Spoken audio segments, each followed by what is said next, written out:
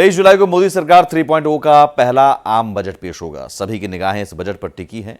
युवा और अन्य विभागों से जुड़े हुए स्कॉलर्स का इस बजट को लेकर क्या कहना है, भारत एक्सप्रेस संवाददाता प्रशांत त्यागी ने खास बातचीत की। जो हमारी अर्थव्यवस्था है उसका जो जीडीपी ग्रोथ रेट है वो सस्टेनेबल और स्टडी रहने के लिए मुझे ऐसा लगता है कि सरकार को एग्रीकल्चर और मैन्युफैक्चरिंग पे बहुत ध्यान देना चाहिए, क्योंकि जैसे कोई ग्लोबल फाइनेंशियल क्राइसिस आया तो ये जो ग्रोथ रेट है वो कभी भी बस्ट हो सकती है। तो हमें एग्रीकल्चर और मैन्युफैक्चरिंग और रोजगार एंटरप्रेन्योरशिप पे ध्यान देना चाहिए, अदरवाइज आगे कभी भी कोई भी खतरा हो सकता है। सस्टेनेबल और स्टेडी डेवलपमेंट होना चाहिए, तो क्लाइमेट चेंज के ऊपर भी गवर्नमेंट का फोकस हो, क्योंकि government India is producing 42% renewable power.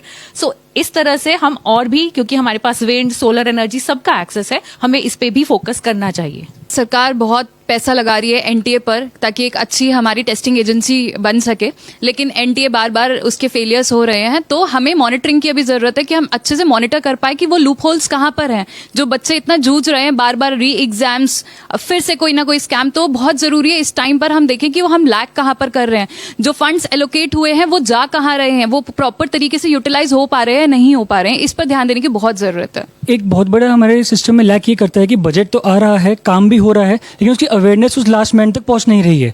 Awareness programmes ऐसे होने चाहिए जो स्कूल्स में पहुंचे, कॉलेजेस में पहुंचे और उनके क्वेश्चंस को आंसर किया जाए। अगर कोई व्यक्ति किसी पर्टिकुलर डिपार्टमेंट से वो बिलोंग करता है तो उस व्यक्ति को ही आगे आके उसको आंसर करना चाहिए, चाहे वो अग्निवीर से रिलेटेड हो, चाहे वो रोजगार से रिलेटेड हो, चाहे वो स्किल डेवलपमेंट से हो। जब तक वो FAQs का वो एक पूरा पैटर्न नहीं बन जाएगा, लोगों तक बात पहुंचेगी नहीं, लोग उसका फायदा पूरा ले नहीं पाएंगे और सरकार भी समझ नहीं पाएगी कि कौन सी प्रॉब्लम है और कहाँ उनको वर्क करने की जरूरत है।